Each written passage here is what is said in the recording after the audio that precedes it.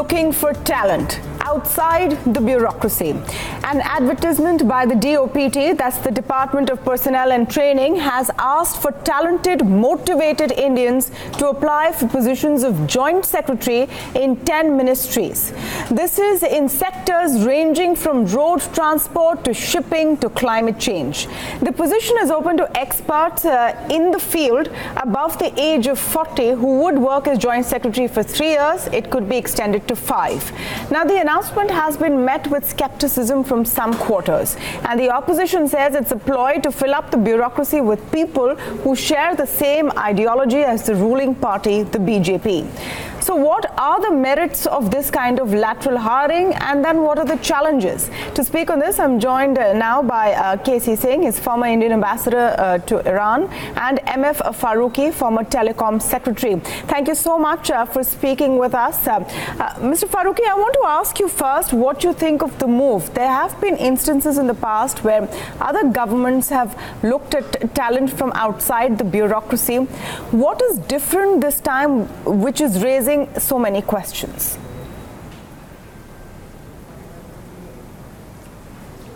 Well, I would say this, that, the bureaucracy has been evolving, but, in the last few years, maybe about a decade or so, there have been disruptive changes in technology, in terms of the world around us, and in terms of the approaches to governance.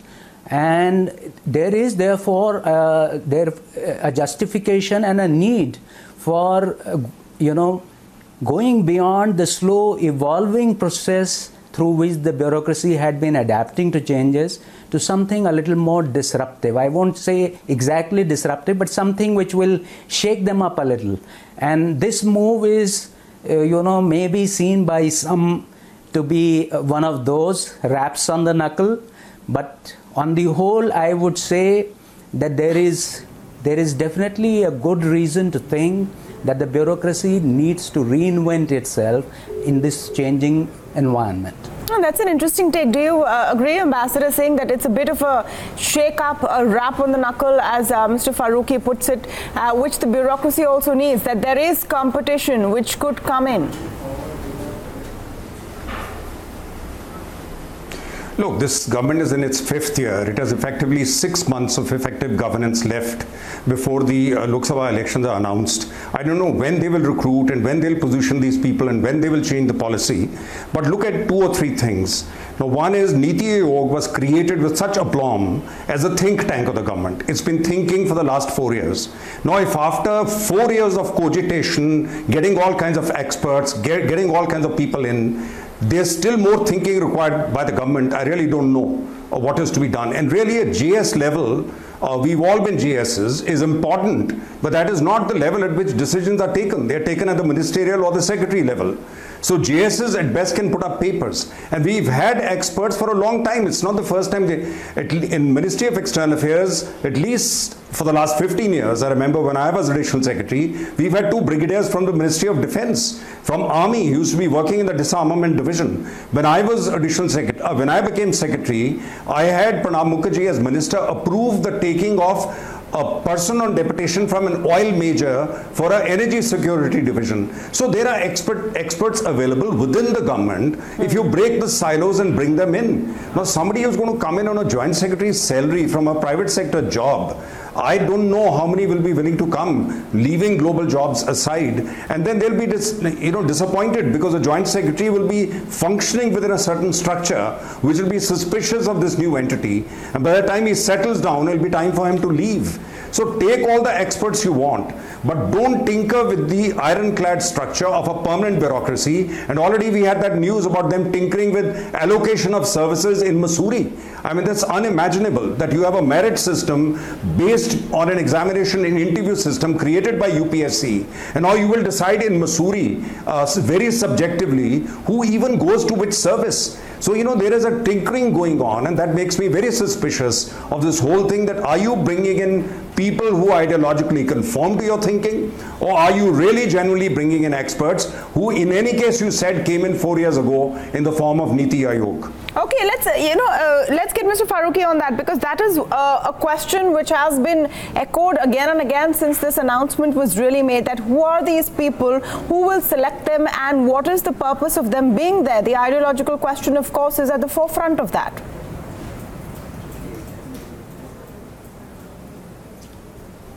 Well, I would say that, first of all, let me say that I certainly do believe that UPSC has a mandate, and that should not be tinkered with.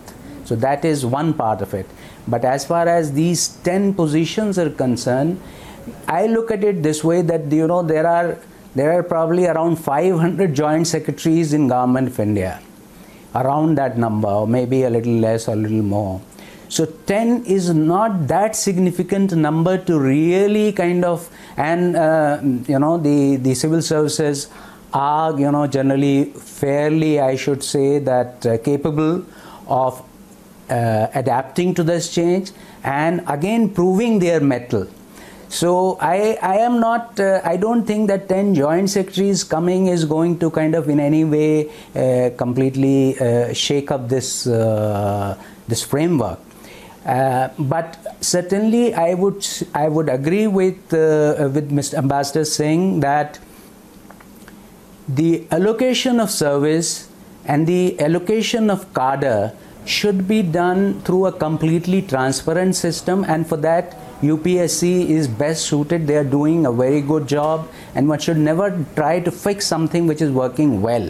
Now, second thing is that about these 10 joint secretaries which are going to be taken on contract, certainly there has to be a very transparent procedure by which they are actually selected, because if that is not done, then you will not get any desired result. The bureaucracy can then, they will become ineffective if they are just not capable. So they have to be efficient and capable people to even cause us any harm to the system, leave alone doing any good. I'm not sure about that point, because the question is that will they be efficient? One would assume that the people who do the selection will want the best in the field. What they will do in the last few months perhaps of this government is a key question. Is another question, Ambassador Singh, that of conflict of interest, of who gets selected where, especially if they are from the private sector, and what message it gives to the bureaucracy as a whole. You take a simple thing like creation of Aadhaar. Have we had any transparency on the people who helped create Aadhaar? What are the companies they set up after leaving the assignment here, and whether there's any conflict of interest between what they are now doing and whom they are now funding, and is there any spin-off from the Aadhaar? So you bring in people, after that you don't monitor what they are doing.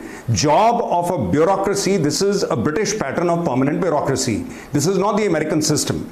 American system is based on whoever the new president comes in, he brings in the top 4,000, 5,000 people, and that's it, they go with him. A permanent bureaucracy is not supposed to be a visionary, forward-looking, idea-throwing bureaucracy. It's supposed to be status quo based, which balances, which advises, gives the pros and cons, and it's the politician who's supposed to have ideas. He's the one who's been elected. He's the one who's gone to the people with the ideas and brought a mandate.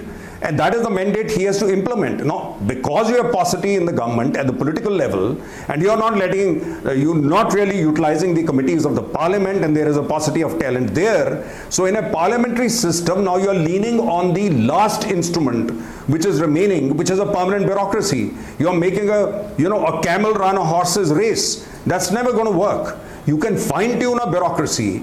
You can train them. You can specialize, have them specialize. Like in external affairs, we have certain people who specialize in multilateral. Okay. Because they've been to the UN, they come back into multilateral divisions automatically, and specialization develops. Certain people who work in Ministry of Finance, they go back to states and keep coming back to finance or commerce. Let me so there is specialization by the time you're reaching Yeah. No, I just wanted to come in with the point of where this all perhaps has begun from. Because since you've pegged it to, and very importantly, to the 4 years that this government has already done, it's in its last year. It is also a time when it is being asked to prove what it has achieved. And some of that may now be put at the door of a bureaucracy which has not been able to. My counter argument would be, why not then shake up the system if it is moving at a snail's pace? If the bureaucracy is the agency which implements governance effectively, then maybe that needs fresh blood as well. You see, what's happening is the Prime Minister was a Chief Minister. He's run a state which is run differently from the way a Prime Minister runs the country. PMs are not implementers. They don't implement projects.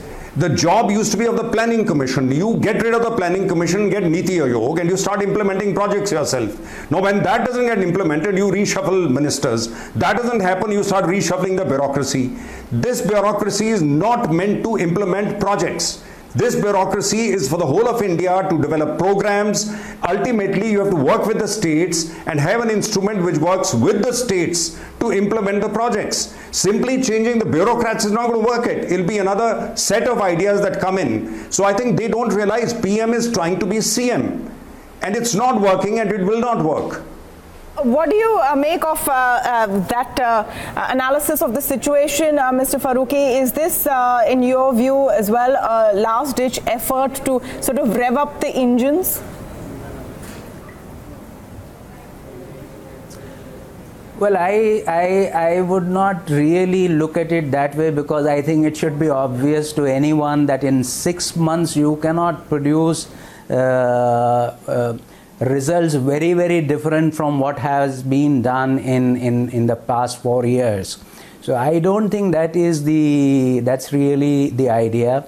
Also, I think that in the central government there are a number of departments which are actually which are not only making projects, but they are also getting them implemented, and those are departments like telecom, railways, National Highways Authority. So there are a whole lot of departments which are directly implementing, and there are a lot of other departments which are implementing through the state governments. So I don't think that we need to read so much into this move. And as I said, that you look at it in the proper perspective. It is yes, quite possible to see the other move about the cadre allocation or service allocation and read this move along with that. But I would be inclined to think that we need to look at these two things differently, because these are two different moves. So what is cadre allocation and service allocation? Fine, you made that point, Mr. Farooqi. So let's stick to this one. In your view, what is the purpose and what will eventually be achieved? So as I see this is more or less like an experiment, and it is not the first time that something like this has been done. You see, there have been people from the private sector who were brought in. For example, the Power Secretary about 10 years ago, Mr. Shahi, he was brought in from private sector. There was, of course, Mr. Nandan Nilekani himself was from the private sector. There have been many cases in the past. Mr. Krishnamurthy, who was Secretary Heavy Industries, he was from the private sector. So there have been cases where people have been brought in the past, and this is another experiment. I think there are many challenges, and I agree with Mr. Singh that one of the biggest challenge would be to get really good talent at the Joint Secretary level. With the kind of salary which is given in the government, it is very unlikely that you would get somebody really good. Also, the job satisfaction which a secretary gets in terms of completely directing the policy, the same job satisfaction is not available to a joint secretary. So those are the challenges. But I think we should not be skeptical of every effort to kind of improve the bureaucracy or to improve the governance. Let's give it a chance. Let us see what comes out of it, and possibly the government will also learn its lessons. Supposing it doesn't work, then they will also try to tweak it further. Mr. Singh, just your response on that last point, maybe give it a shot and let's see what comes out of it. Maybe it will shake up things within the bureaucracy as well.